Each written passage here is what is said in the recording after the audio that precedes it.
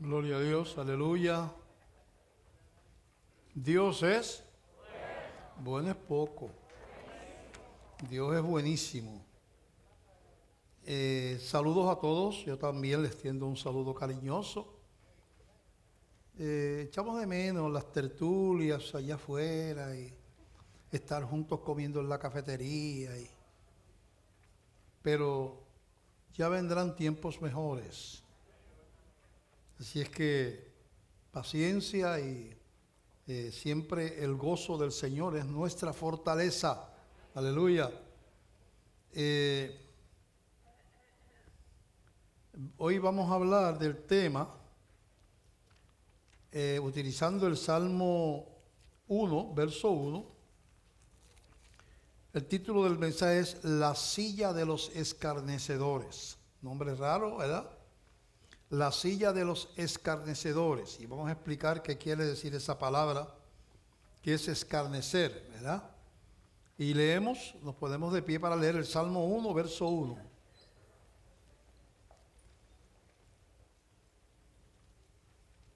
Así que es un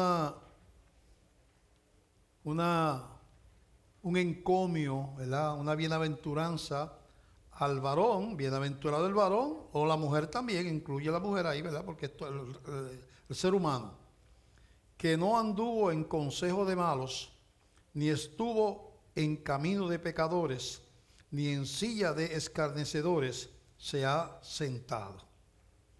Padre, te damos gracias por esta palabra.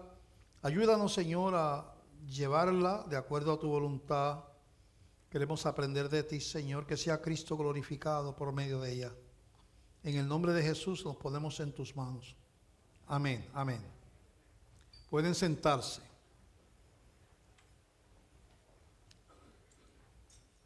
La definición de escarnecer, escarnecedor es escarnece, ¿verdad? Al que escarnece se le llama escarnecedor. Escarnecer es torturar, humillar, torturar no físicamente, sino con palabras. Humillar, lastimar intencionalmente, herir con palabras. Mira la definición. Torturar, no físicamente, sino emocionalmente. Humillar, lastimar intencionalmente, herir con palabras. Eso es escarnecer. Así es que después de la definición, sin embargo, quiero decir que nos vamos a concentrar más en una parte que uno lee y no se da cuenta que es quizás lo más importante de ese último verso. Dice, ni en silla de escarnecedores se ha sentado. Eso de sentarse en la Biblia quiere decir de permanecer ahí, ¿verdad? De tenerlo como práctica, ¿verdad? Que es lo mismo, arriba dice camino de pecadores, es decir, que está diciendo que es dichoso, es bienaventurado, Dios, ¿verdad? Es una felicitación divina por la palabra, a aquel que no camina hacia la destrucción, hacia lo que le afecta espiritualmente, hacia lo que lo aleja de Dios. A esa persona que no camina de esa manera, que no se deleita en aquello que a Dios le desagrada, a esa persona lo felicita la palabra, es bienaventurado. Bueno, ahora, que es sentarse, como dijimos, es vivir, quedarse ahí. Por ejemplo, Jesucristo se sentó a la diestra del Padre para una eternidad, ¿verdad? Dice que nosotros, Jesucristo nos redimió, ¿verdad? Y nos hizo sentar en lugares celestiales con Cristo. Quiere decir que vamos a estar allá por una eternidad. Así que sentarse implica que uno está ahí y que ahí es que uno vive, ahí es que se desarrolla la vida de uno, ¿verdad? Así que hay personas, nosotros todos podemos escarnecer a alguien, lastimarlo, herirlo, en cualquier momento. No debe suceder, pero como somos humanos, pasa que el padre dijo algo que hirió al hijo, o la madre, amándole, lo dijo y lo lastimó. El hijo dijo algo que hirió y lastimó a su padre. El esposo, ¿verdad? Dijo algo que lastimó a la esposa, la hirió. La esposa dijo algo que hirió al esposo. Usted dijo algo que hirió a un amigo, ¿verdad? Tenemos la capacidad de en algún momento escarnecer, lastimar a alguien. A veces cuando tenemos coraje decimos cosas y después nos arrepentimos. Pero es diferente a que yo viva lastimando. Aquí dice, el que vive lastimando a la esposa, ese se sentó ahí. El que vive lastimando al otro, ¿ves? El que vive lastimando a la gente, a los hermanos de la iglesia. El que vive lastimando a la familia, que vive ahí, que esa es su práctica. Y eso es lo que dice aquí que debemos de evitar. Debemos de evitar eso. Bien, entonces, es bien importante, hay algo que se llama en la Biblia sabiduría. Lo contrario de la sabiduría en la Biblia es necedad. El sabio y el necio. El sabio es, el principio de toda sabiduría es el temor a Dios. El centrarse en el Señor. ¿Verdad? Y el necio es aquel que a veces creyéndose sabio está caminando en aquello que lo destruye. ¿Verdad? Muchas veces nosotros estamos así. Yo caminé hace mucho tiempo. ¿Verdad? Donde yo pensaba que tenía una gran vida. ¿Verdad? Me divertía muchísimo porque yo vivía la vida de la bohemia, ¿verdad? De la calle. ¿Verdad? Yo le llamaba diversión aquello. Si yo me quedo sentado en esa silla, posiblemente yo no estuviera casado. Quizás mi hijo, que es pastor, sería un alcohólico como era yo, un borrachón. Dios sabe con quiénes se hubieran casado mis hijas, que de mis chorros de amigos locos. ¿Verdad? Mi vida sería otra cosa. O sea, cuando uno se sienta en esa silla, hoy hay cosas colaterales que comienzan a pasar. Se rompen los matrimonios, uno se enferma del cuerpo. Yo no estaría aquí vivo, porque tendría que tener el hígado de acero. Me hubiera dado una cirrosis de hace un montón de años. Porque yo me bebía hasta las lágrimas, como dicen por ahí. ¿Entiendes? O sea, es ver que hay lugares donde uno no se puede sentar, ahí poniéndolo, ¿verdad? Entre comillas, no puede sentar. Y hay lugares donde conviene uno sentarse, ¿verdad? A los pies del Señor, ¿conviene sentarse o no, verdad? Aprender de Él, ¿verdad? Se conviene. Bueno, estamos introduciendo el tema, ¿verdad? Así que la sabiduría de estar, hacia dónde caminar y hacia dónde no caminar, es bien importante. Fíjate que Pablo le dice a Timoteo, esto es otro paréntesis, que era un hombre de Dios, que él tenía tanta confianza en Timoteo que lo hizo cargo de una iglesia. Era un discípulo de Pablo. Pero era un hombre joven y Pablo le dice a Timoteo, huye de las pasiones juveniles. Él no era un degenerado, él no era un hombre que estaba detrás de las hermanas de la iglesia, era un muchacho consagrado, un joven consagrado. Pero Pablo, un hombre sabio, le dice, Timoteo, ten cuidado, huye. O sea, no busques si tú eres el pastor, no busques unas relaciones, no te vas a estar metiendo en casa de la viuda por allá, a estar con ella. No, o sea, hay ciertas cositas que tú te tienes que cuidar, Timoteo, porque tú o yo, lo que quiere decir Pablo, somos capaces de pecar. Eso es una sabiduría. O sea, somos capaces de pecar. Ante las condiciones apropiadas, todo el mundo puede pecar. Si le damos lugar, si llegamos al punto donde no hay reversa, donde ya no podemos virar para atrás porque estamos tan comprometidos emocionalmente, tan excitados o tan ilusionados que ya no podemos dar para atrás. Y ahí vino la destrucción de la familia, vino la destrucción del matrimonio. Mira esto, porque yo caminé hacia donde no tenía que caminar y no me di cuenta que me estaba sentando en la silla que no me tenía que sentar. Bien importante. Vamos a ver algunos ejemplos de eso.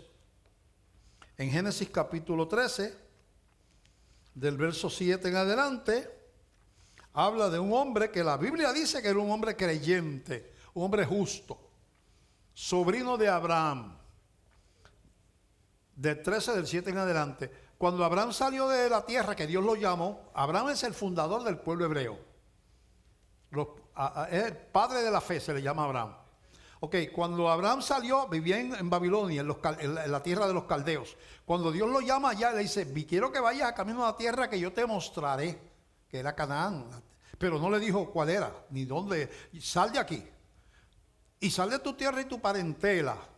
Pero Abraham siguió la recomendación a media. Pues yo no sé si eso es lo que Dios quería, que se fuera de la casa del papá y de la mamá. Pero él se llevó a su sobrino Lot. No sé si eso era parte de lo que Dios quería, porque Dios le dijo, sal de tu tierra y de tu parentela, y vete a una nación que yo te mostraré. Entonces él sale con su sobrino Lot, llegan al lugar donde ocurre este incidente, están ahí ya en el área donde se va a desarrollar la historia del pueblo hebreo. Entonces ahí empiezan a prosperar ambos, y empiezan a multiplicarse el ganado, tienen éxito, ambos son pastores de ovejas. No sé si de ovejas y de otro ganado también, empieza a pastorear y empiezan a multiplicarse los animales, entonces empiezan a tener criados, y al principio tenían los animales juntos, pero después crecieron tanto que entonces los pastores, los empleados de los criados de empezaron a pelear con los criados. No, porque yo llegué primero, este pasto es mío, este pasto es para las ovejas mías. No, pero porque estaban demasiado hacinados, apretados en ese lugar. Mira, vamos a leer ahora Génesis 13 del 7 en adelante. Dice, y hubo contienda entre los pastores del ganado de Abraham y los pastores del ganado de Lot, y el cananeo y el fereceo habitaban entonces en la tierra.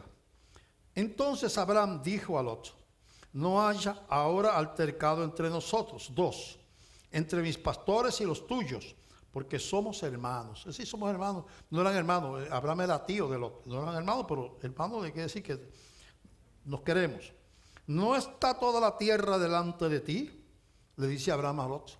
Yo te ruego que te apartes de mí. Si fueres a la mano izquierda, yo iré a la derecha, y si tú a la derecha, yo iré a la izquierda. Abraham es el hombre de fe. Aquí demuestra que es el hombre de fe. Y donde quiera que yo vaya, Dios me bendice. Escoge tú. Siendo él el mayor, habiendo sido él el que se trajo a Lot. Era el líder, pero él era el hombre de fe. Y estaban las contiendas y las peleas. Y dice, no conviene que tú y yo estemos peleando. ¿Verdad? Mira, escoge tú. Si tú coges para allá, yo cojo para acá. Entonces dice, y alzó Lot sus ojos y vio toda la llanura del Jordán, que toda ella era de riego como el huerto de Jehová, como la tierra de Egipto en la dirección de Zoar, antes que destruyese Jehová a Sodoma y a Gomorra. Dos ciudades malditas de pecado, eran como el prostíbulo de la llanura. Allí era que se pasaban todas las pocas vergüenzas, todas las variedades sexuales que tú te puedes imaginar. Aquel era un lugar de perversión, ambas ciudades que Dios destruye a las dos, ¿verdad? Entonces Lot escogió para sí toda la llanura del Jordán, y se fue Lot hacia el oriente, y se apartaron el uno del otro. Abraham acampó en la tierra de Canaán, en tanto que Lot habitó en las ciudades de la llanura, y fue poniendo sus tiendas hasta Sodoma. Mas los hombres de Sodoma eran malos y pecadores contra Jehová en gran manera. Entonces tenemos un hombre de Dios, ambos son nómadas. Cuando ocurre el incidente del conflicto entre ambos, los nómadas viven en tiendas, porque las ovejas hay que moverlas del lugar, porque se comen el pasto y lo acaban hasta el piso, ¿verdad? Entonces hay que entonces coger el rebaño y buscar un pasto en otro lugar, hasta que ahí se comen ese pasto, ¿sí? Y tú las vas rotando de un lado a otro, ¿verdad? Entonces, Lot no vio primero la llanura, verdecita y bonita, y no cuestionó que a veces donde está lo bonito no necesariamente está la voluntad de Dios. Eso es una enseñanza. No siempre lo que parece bueno, terrenalmente hablando, es bueno espiritualmente hablando. Yo conozco gente muy consagrada a Dios que se va a buscar aventura, está muy bien en la iglesia, tiene ministerio, pero oye que hay trabajo en Estados Unidos, en otro lugar, en San Juan, la capital, se va, empieza a trabajar, se junta con gente que no son cristianos, empieza a tener éxito y después se olvida del Señor. Era mejor vivir en necesidad en Puerto Rico y no vivir lejos de Dios, en Miami o en Texas o en Nueva York. O sea, si tú lo miras espiritualmente, es mejor estar pasando necesidad en la voluntad de Dios y no estar en prosperidad donde te alejaste de Dios. Entonces, a veces lo que parece conveniente hay que huirle.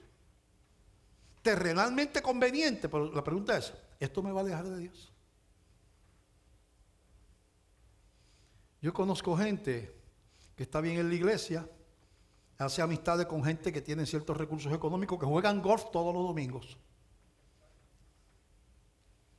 Venía a la iglesia, le gustaba, se convirtió, pero él se siente tan importante porque ahora juega con el presidente de la compañía tal y con el médico tal y con el de esto tal, y ahora yo estoy en una esfera, mijo, tú sabes, de caché. Entonces, ¿y cuánto sé que no? Hace 6 meses que no voy a la iglesia porque los domingos yo voy a jugar golf. Es mejor no jugar ni canicas, ni bolita y hoyo, y estar en las manos y en los caminos de Dios, que no estar jugando con Rockefeller y con Bill Gates, lejos de Dios. O sea, el que tiene un sentido espiritual tiene que saber dónde se sienta, porque eso va a definir lo que tú vas a hacer. ¿Qué le pasó a Lot? Se metió a vivir a Sodoma. ¿Qué pasa en Sodoma? ¿Qué le pasa en Sodoma? Sodoma, mira lo que pasa después. En Génesis capítulo 19, vemos que 19 del verso 1 al 3. Llegaron pues los 2 ángeles, Dios envía 2 ángeles a destruir a esa ciudad. Y a que tú no sabes a quién encuentran sentados los ángeles a la puerta. En las ciudades se sentaban a la puerta los hombres importantes de las ciudades. Allí era que entraban los comerciantes, allí era que, ¿verdad? Allí estaban la gente allí estaba Lot, con el chorro de bandidos degenerados, pero eran gente importante. Y llegaron pues los 2 ángeles a Sodoma a la caída de la tarde, y Lot estaba sentado a la puerta de Sodoma, y viéndolos Lot se levantó a recibirlo y se inclinó hacia el suelo, y entonces los invita a que se queden en su casa. ¿Qué pasa en esa ciudad? Los hombres de esa ciudad, los ángeles dicen que vinieron en apariencia de hombres hermosos. No llegaron con alas. Llegaron en apariencia de 2 varones hermosos, bellos, en el concepto de un varón hermoso. Los hombres ven a aquellos 2 varones, que Lot se lo lleva para la casa, y se forma una multitud de varones que van detrás a la casa de Lot. ¿Qué pasa? Sácanos a los 2 varones esos, que queremos conocerlos. Y él sabía cuáles eran las intenciones. Y él dice, no, yo no, pues esos son mis huéspedes. No, déjenlo. Y empiezan a forcejear con Lot. Los ángeles agarran a Lot, lo echan para adentro y dejan ciego a todos los que estaban allí. Pero ¿qué pasa después? Cuando Dios saca a Lot y a su familia y dice, váyanse de aquí porque voy a destruir con azufre y fuego esta ciudad, y empieza a caer ese montón de azufre y fuego del cielo sobre aquella ciudad llamada Sodoma. Lot, su mujer y sus hijas, que no tenía hijos, van caminando con la destrucción y el ruido de los gritos y las llamas cayendo. Ellos se van alejando porque Dios los sacó. Pero la mujer de Lot, Dios le había dicho, no miren para atrás, porque el que mire para atrás ahí mismo queda hecho una estatua de sal, destruido. No miren para atrás.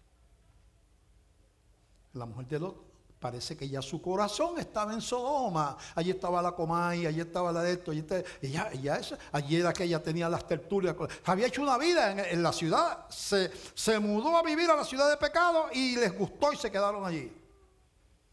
¿Qué pasó? Que la mujer de Lot no puede. El corazón se le había quedado atrás. Así. Ahí quedó. Ahí mismo quedó él. ¿Qué pasa después?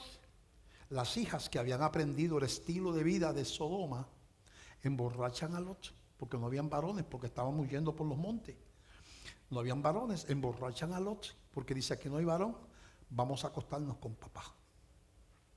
Y ahí ocurre un incesto. ¿Dónde aprendieron las hijas esas degeneraciones? En Sodoma. Así que bien importante. Yo a veces, ¿cuántos hogares rotos yo conozco porque hicieron pareja con alguien que no eran cristianos? y ocurrió adulterio y ocurrieron otras cosas, porque cristianos estaban con la gente que no tenían que estar.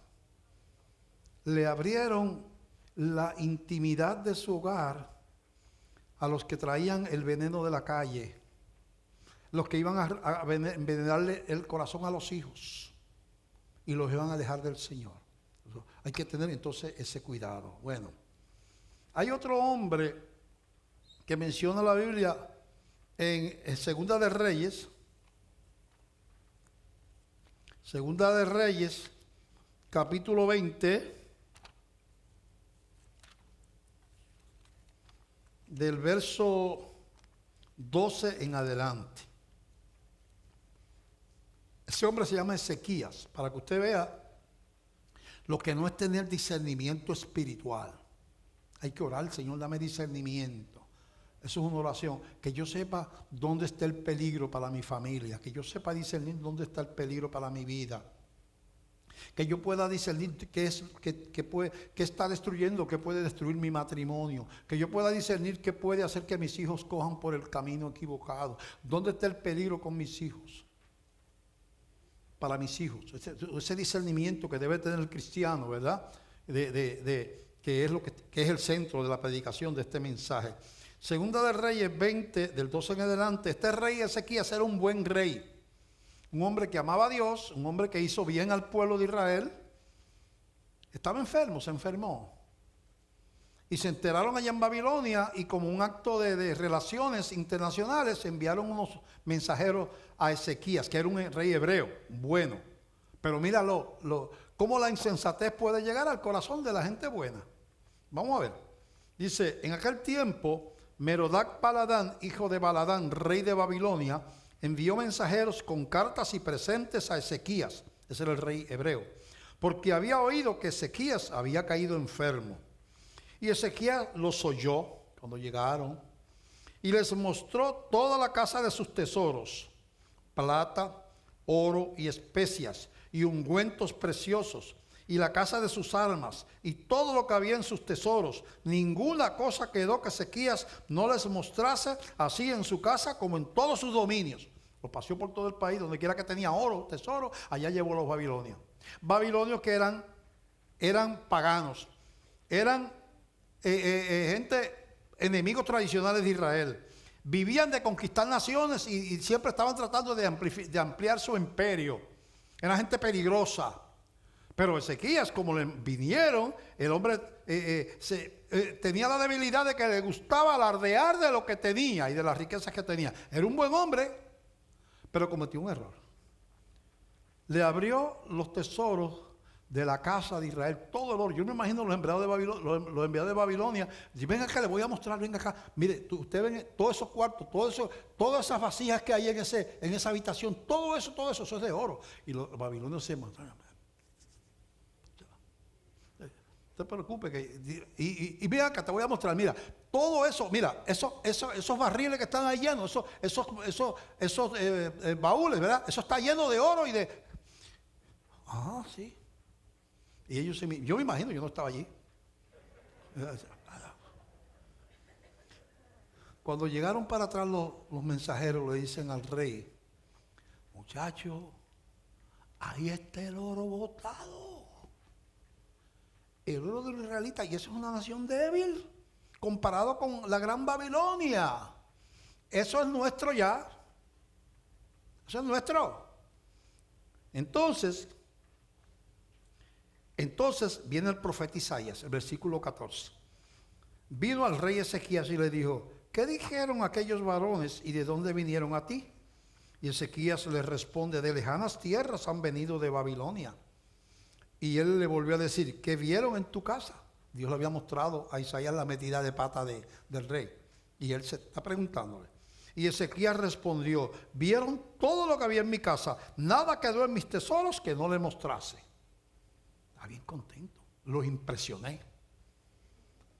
Entonces Isaías dijo a Ezequías, oye palabra de Jehová. He aquí vienen días en que todo lo que está en tu casa y todo lo que tus padres han atesorado hasta hoy será llevado a Babilonia sin quedar nada, dijo Jehová. y de tus hijos que saldrán de ti, que habrás engendrado, tomarán y serán eunucos en el palacio del rey de Babilonia. Se lo van a llevar como esclavos y lo van a castrar. Un eunuco era uno que cuidaba, los llevaban en el palacio real a cuidar los harenes de los reyes. Como iban a estar con las mujeres del rey, los castraban. Y si a tus hijos los van a tener cuidando harenes, castrados. Porque tú a los enemigos del reino, a los paganos idólatras, les abriste toda la intimidad de tu casa.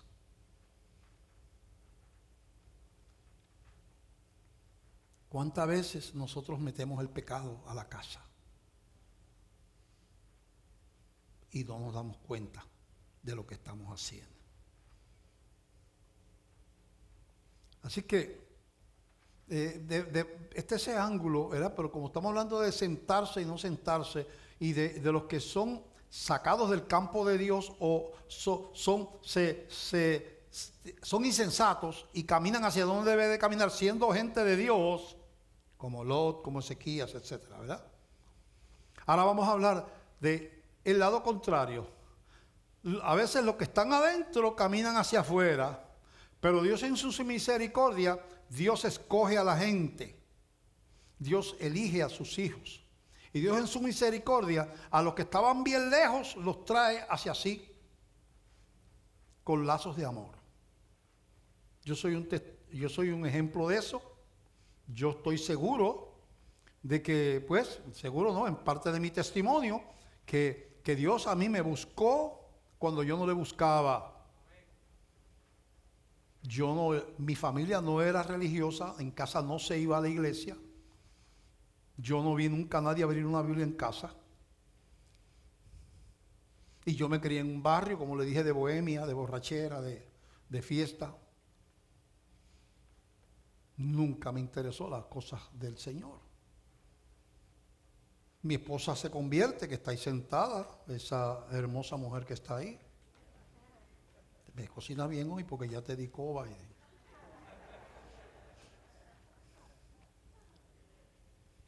Ella se convierte con una misionera, que todo eso es un plan de Dios.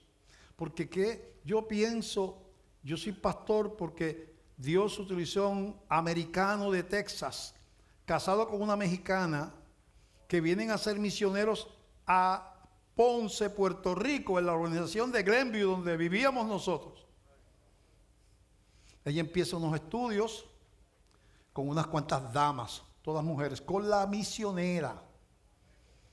De ahí mi esposa conoce al Señor y entonces ese grupo empieza, después se mudan a otra casa y ahí comienza como un punto de predicación, que era un estudio bíblico, se convirtió como un punto de predicación y ahí entonces el misionero empieza a predicar ahí. Es en esa casa que yo, en la marquesina de esa casa, que yo me convierto al Señor.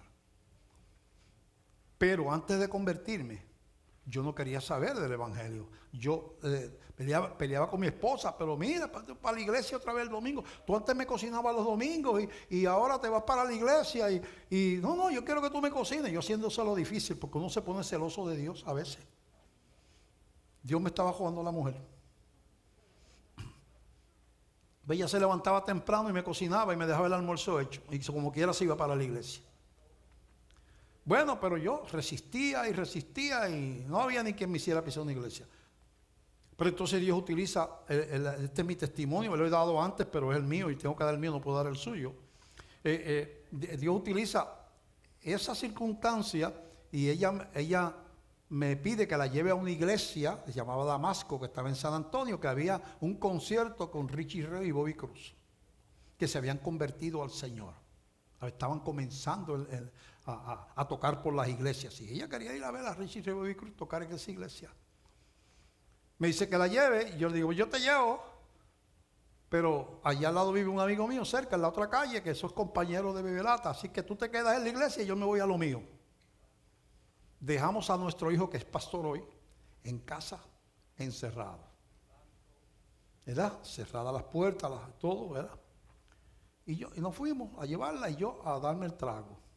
Cuando yo estoy allí en ese amigo, empiezo a sentir una inquietud por mi hijo que no había sentido antes, aunque él se había quedado solo antes porque estaba cerrado en la casa.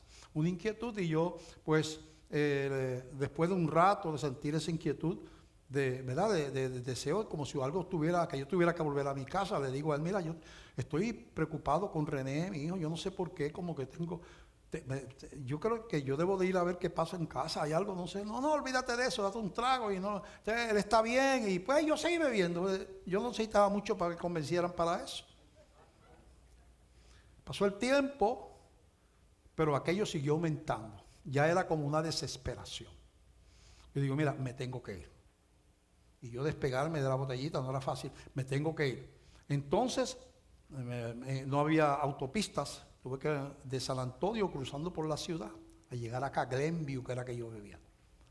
Cuando yo estaciono frente a mi casa y miro, mi hijo estaba adentro, había visto a los ladrones que habían empezado a abrir la ventana, se había hecho las necesidades encima, estaba gritando.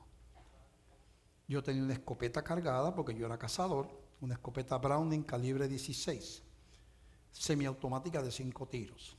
Tenía 4 abajo y uno en el chamber arriba.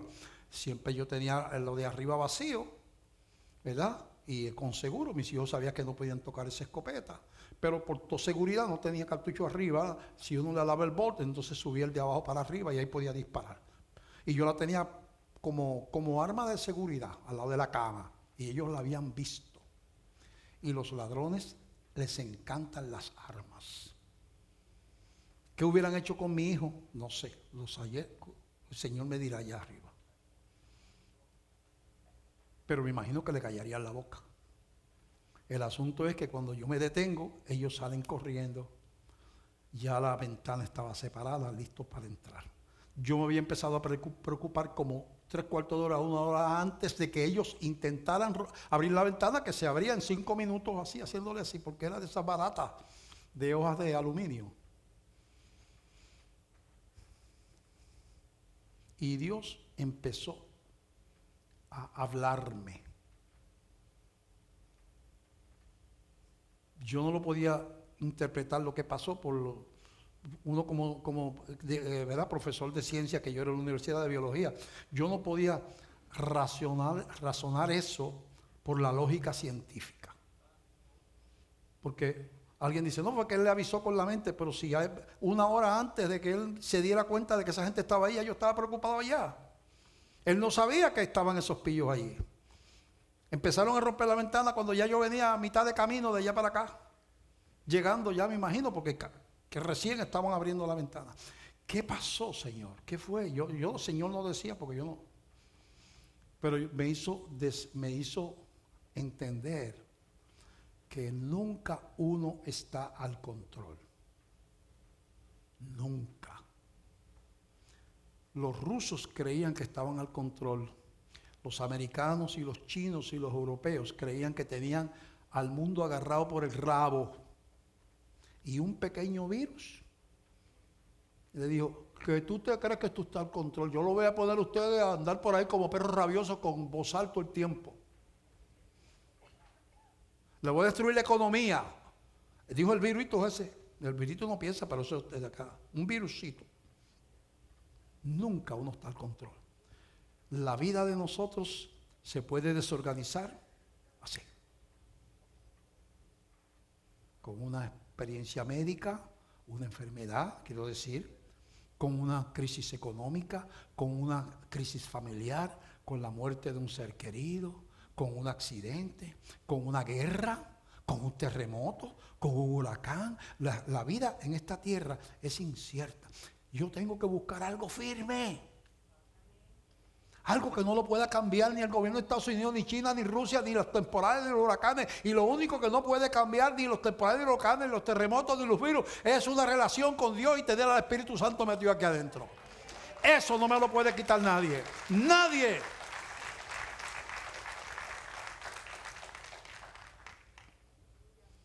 Así que como los hijos de Dios pueden ser insensatos y hay gente criada en la iglesia, hijos de pastores o cristianos que nacieron y criaron y jugaron y estuvieron en la escuela bíblica desde que eran chiquititos, que hoy son alcohólicos y andan por las calles. Habemos otros que éramos los alcohólicos y ahora estamos predicando el evangelio. Porque Dios saca, y de lo que no es, Dios hace lo que es.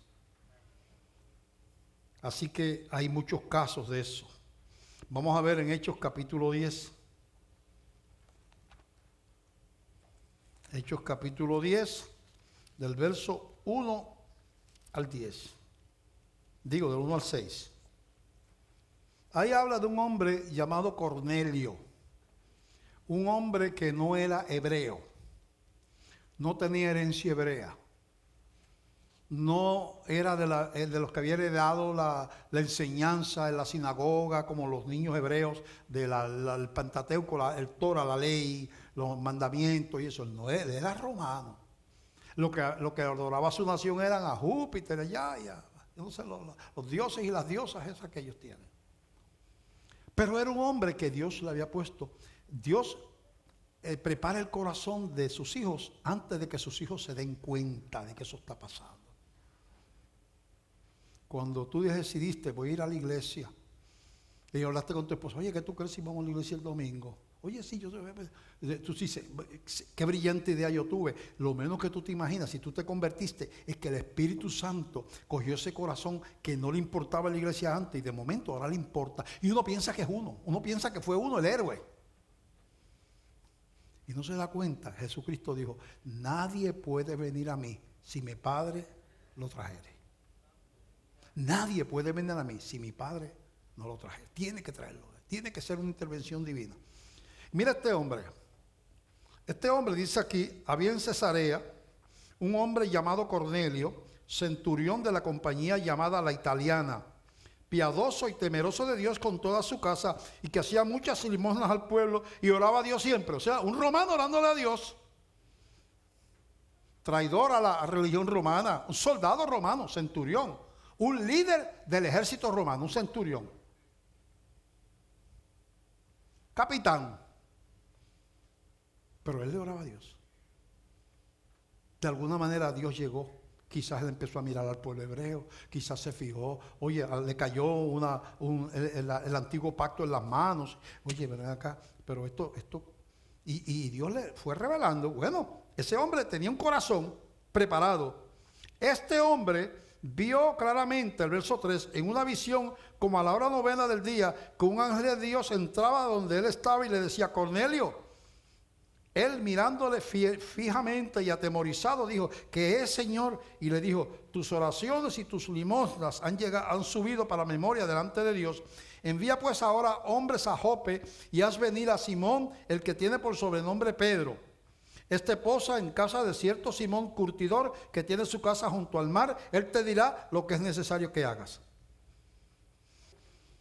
Ido el ángel que hablaba con Cornelio, este llamó a 2 de sus criados, a cuales envió a Jope después de haberles contado todo. Al día siguiente, verso 9, mientras ellos iban por el camino y se acercaban a la ciudad, Pedro subió a la azotea para orar cerca de la hora sexta y tuvo gran hambre y quiso comer, pero mientras le preparaban algo le sobrevino un éxtasis. Es decir, que tuvo una visión celestial y vio el cielo abierto y que descendía algo semejante a un gran lienzo que atado de los 4 puntos era bajado a la tierra, en el cual había de todos los cuadrúpedos terrestres, reptiles y aves del cielo. O sea, cosas que ellos no comían. Culebras y cosas y carne de cerdo que los hebreos no comían tampoco. Y todas esas cosas estaban ahí en un paño, en un lienzo. Entonces una voz le dice, levántate Pedro, mata y come. Y Pedro le dice, Señor, no, porque ninguna cosa común o inmunda he comido jamás. Señor, yo soy hebreo. Y los hebreos no comemos, nos está prohibido comer ese tipo de alimentos.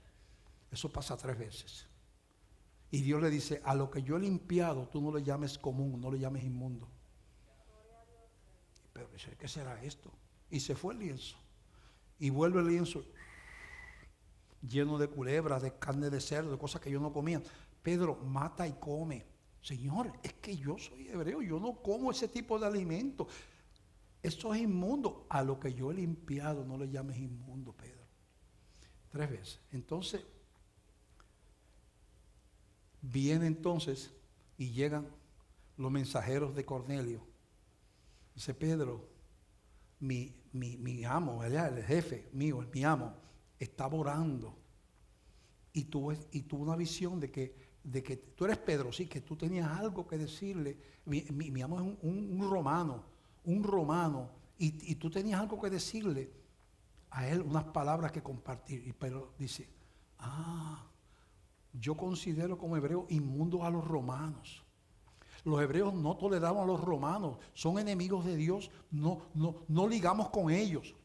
Entonces Dios me mostró lo de la comida, para que Dios diciéndome, este romano es como esa comida que yo te di, que es sucia para ti, pero yo la limpié y ya no es sucia, porque lo que yo limpié no lo llames inmundo. Este hombre para ti es inmundo, pero yo tengo propósitos con él. Y Pedro dice, ahora yo entiendo que era Dios el que me estaba hablando. Y Pedro va y les predica, y ese hombre se convierte con toda su casa. Entonces fíjate lo que hace Dios cuando se va detrás de un hijo, ¿verdad? Después vemos otro caso en Hechos capítulo 8, del verso 26 al 31. Dice que, una página antes de donde estábamos, un ángel del Señor habló a Felipe, un evangelista muy fogoso, predicando en un avivamiento tremendo que estaba. Le dice a Felipe, levántate y ve hacia el sur por el camino que desciende de Jerusalén a Gaza, el cual es desierto. Entonces Felipe se levantó y fue, y sucedió que un etíope, tampoco era hebreo, también era de una raza pagana, entonces eunuco, funcionario de Candace, reina de los etíopes, trabajaba con la reina, era un hombre importante, el cual estaba sobre todos sus tesoros, era como el administrador de la reina, y había venido a Jerusalén para adorar. Él había creído en Dios, pero no era convertido. Vino a adorar a Jerusalén, pero no conocía a Cristo. Volvió sentado en su carro y leyendo al profeta Isaías, y el Espíritu dijo a Felipe, acércate y júntate a ese carro. Y viene Felipe y se pega al carro del etíope. Acudiendo Felipe, le oyó que leía al profeta Isaías y le dijo, ¿pero entiendes lo que lees? Le pregunta Felipe al eunuco, al etíope.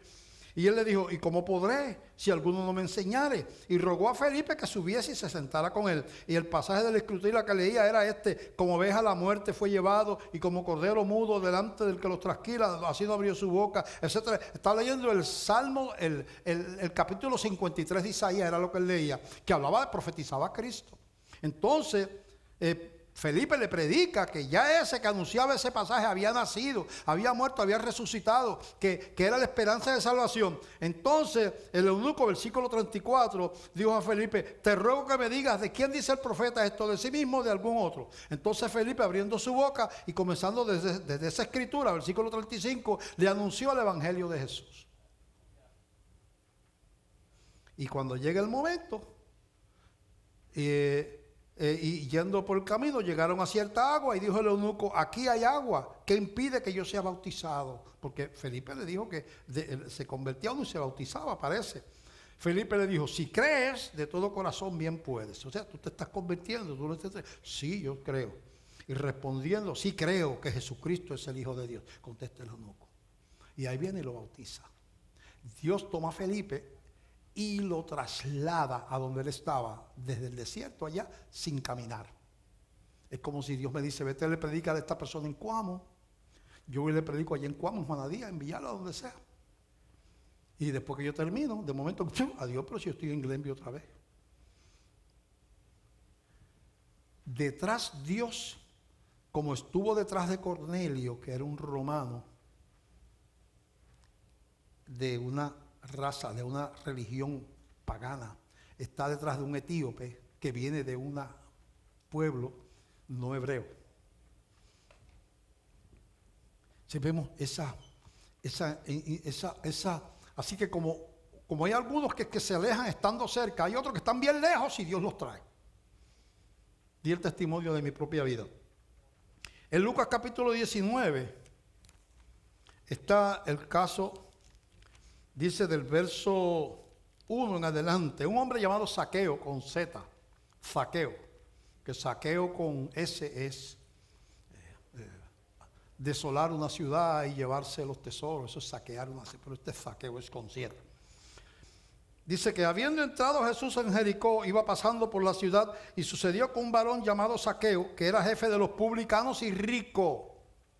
Era el secretario de Hacienda del área, jefe de los publicanos. Los publicanos son empleados públicos, se dedicaban a cobrar los impuestos. Y eran despreciados por los hebreos porque trabajaban para el opresor, para Roma, que era el que tenía pisado ahí a los hebreos. Lo consideraban que no tenían redención, que nadie, todo el mundo pensaba que el infierno era de ellos ya. Zaqueo procuraba ver quién era Jesús, pero no podía a causa de la multitud, pues era pequeño de estatura. Dice que cuando vio a eso, él se llevó, entonces él se subió a un árbol.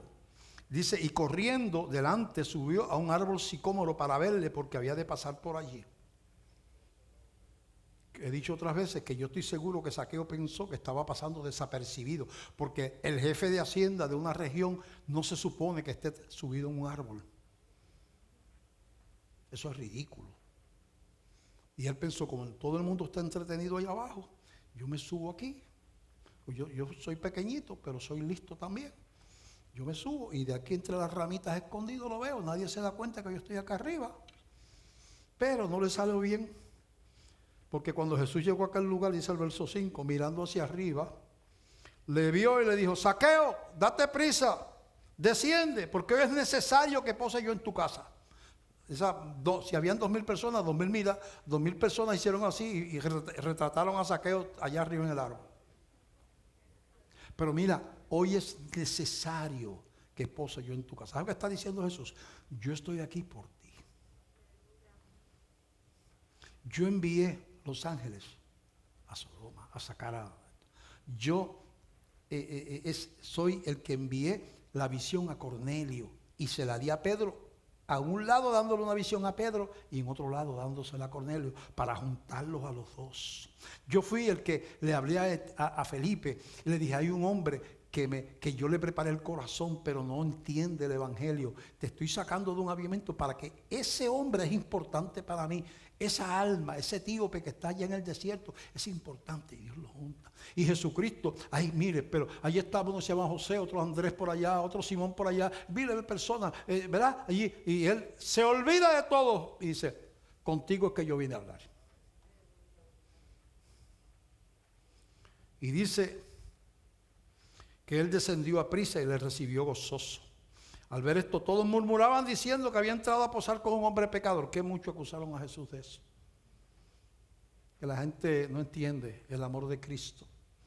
Los fariseos y los saduceos decían, ¿cómo es posible que tú hables con las prostitutas y los borrachos y los pecadores si tú eres un profeta? Nosotros ni de lejos los tocamos ni los miramos, esa gente los despreciamos.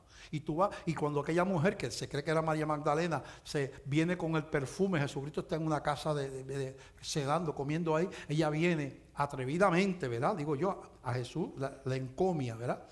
Pero ella viene y se ve a Jesús, empieza a llorar y le echa un perfume carísimo en los pies y se lo junta a Jesús y con los cabellos lo secaba. Y todo el mundo, mira, y deja que esa mujer lo toque, si esa es la prostituta del pueblo.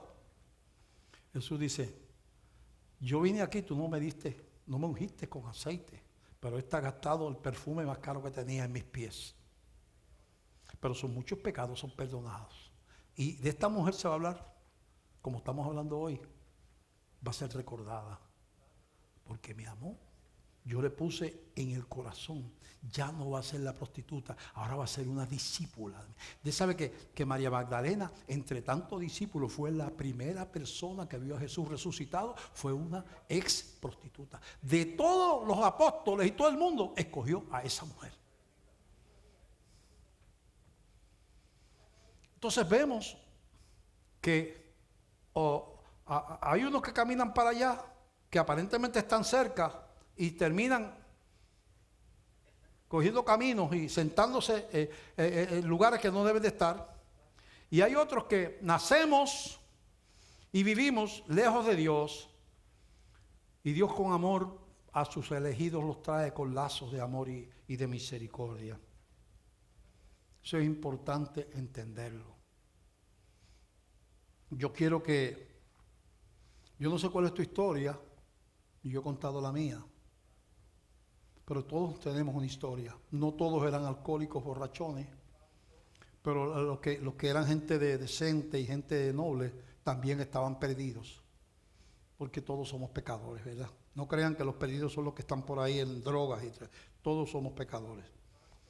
Así que nosotros tenemos una silla preparada ahora donde nos debemos de sentar como cristianos. Y tenemos que identificar que nosotros pertenecemos a esa silla que Dios nos ha preparado, ese asiento que dice la Biblia que Dios nos ha preparado. Y no transar, tenemos que ser, el cristianismo fue diseñado como, es por naturaleza una manera de pensar antagónica al mundo, por naturaleza. Porque siempre el mundo va a tender a alejarnos de Dios. El mundo incluye gobiernos, televisión, radio, o sea, todas esas cosas son o ateas, o indiferentes, o perversas. De alguna manera, si uno no sabe que el mundo hay que vivir aquí, hay que trabajar aquí, hay que amar a la gente y todas esas cosas, ayudarlos, pero si uno no identifica que el mundo tiene un príncipe que se llama Satanás, es el príncipe de este mundo, y que está en contienda con el que es mi Señor, si yo no entiendo eso, entonces me meto en problemas. Mira lo que dice la Biblia en Efesios capítulo 1, del verso 17 en adelante, habla de un asiento preparado por los cristianos.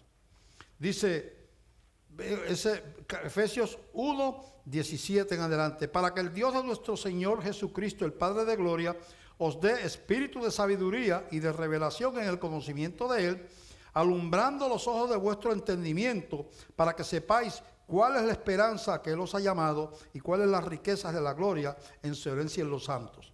Y cuál es la supereminente grandeza de su poder para con nosotros los que creemos según la operación del poder de su fuerza. Ese versículo 18, que Dios nos salva, el Espíritu viene para alumbrarnos los ojos del entendimiento, para que sepamos cuál es la esperanza que nos ha llamado. O sea, quiénes somos nosotros, qué herencia hemos recibido, qué posición ocupamos en el universo, en la historia del universo, qué posición ocupa un cristiano, ¿verdad?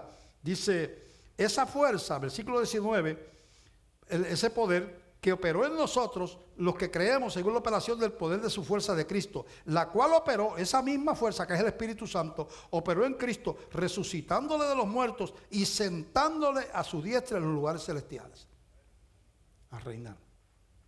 Sobre todo principado, autoridad y poder y señorío, y sobre todo nombre que se nombra no solo en este siglo, sino también en el venidero, ¿verdad? Y dice el versículo 20, capítulo 2, que Él nos dio vida a nosotros cuando estábamos muertos en vuestros delitos y pecados, ¿verdad? Nos dio vida. Eso es la realidad. Y después dice del 4 en adelante, pero Dios que es rico en capítulo 2, es rico en misericordia por su gran amor con que nos amó, aun estando nosotros muertos en pecados, nos dio vida juntamente con Cristo. Por gracia sois salvos. Y juntamente con Él nos resucitó. Un cristiano es una persona que tiene una vida resucitada. Estaba muerto espiritualmente y ahora está vivo. Estaba separado de Dios, ahora es miembro de la familia de Dios. Y asimismo nos hizo sentar en los lugares celestiales con Cristo Jesús. O sea, nosotros sin morirnos ya estamos sentados allá arriba. Hay un lugar, hay una morada celestial que tiene tu nombre y tiene el nombre mío si tú eres cristiano. Hay un lugar allí separado, ¿verdad? Dice, para mostrar en los siglos venideros las abundantes riquezas de su gracia en su bondad para con nosotros en Cristo Jesús. Porque por gracia sois salvos por medio de la fe, y esto no de nosotros, pues es un don de Dios, no por obras para que nadie se gloríe. Quiere decir que nosotros estamos sentados en lugares celestiales. Espiritualmente hablando, yo estoy aquí, pero estoy allá. Pastor Pérez. No, yo estoy aquí, pero estoy allá. Pero usted no puede estar yo sé que yo no puedo estar en los sitios al mismo lugar. Pero ese lugar que Jesús le dice a los discípulos en Juan 14, en la casa de mi Padre muchas moradas hay. Si así no fuera, yo se lo hubiera dicho, voy pues a preparar lugar para ustedes. Y cuando me vaya y les prepare el lugar, vendré otra vez y los tomaré a mí mismo, para que donde yo estoy, ustedes estén conmigo. El Señor fue a prepararnos lugar. Cuando Jesucristo resucitó de los muertos y entró allá a la gloria y fue coronado de gloria, Él empezó a reinar sobre la iglesia. Y cuando un cristiano está vivo, ya tiene un lugar separado, que es suyo, le pertenece, tiene nombre, tiene título de propiedad. Ese lugar en el reino es suyo. Por eso le dice, no dice, y Dios los hará sentar en futuro, les hará sentar en lugares celestiales. No, nos hizo sentar en lugares celestiales. Así que, cuando yo voy a decidir cómo yo camino, hemos hablado de caminar mal, de sentarse donde uno debe, de caminar con quien no debe caminar, de destruir lo que Dios ha edificado, en los peligros de eso. Hemos hablado de cómo Dios trae con amor a su gente, como trajo a mí, a usted, y trajo a Cornelio, nos ha amado, nos ha elegido. Eso es verdad. Pero usted tiene que tener claro su ciudadanía. Usted ya, si usted es cristiano, ya usted tiene una ciudadanía. Usted tiene un lugar. Y cuando usted va a tomar decisiones de que hago esto o no lo hago, si camino con esta persona o no camino, si voy y me siento a la puerta de Sodoma o no me siento allá, porque allá se goza, allá se disfruta, pero es Sodoma. Allí en Sodoma hay comodidades y lo que pensó Lot, acá en el campo hay que caminar un montón para ir a buscar un poquito de agua al pozo. Allí hay fuentes en la ciudad que tú vas o sea, es comodidad. Allí hay tiendas que tú vas y compras las cosas que tienen que estar. O sea, pero es Sodoma. O sea, es Sodoma. Hay que saber hacia dónde uno camina y dónde uno se sienta.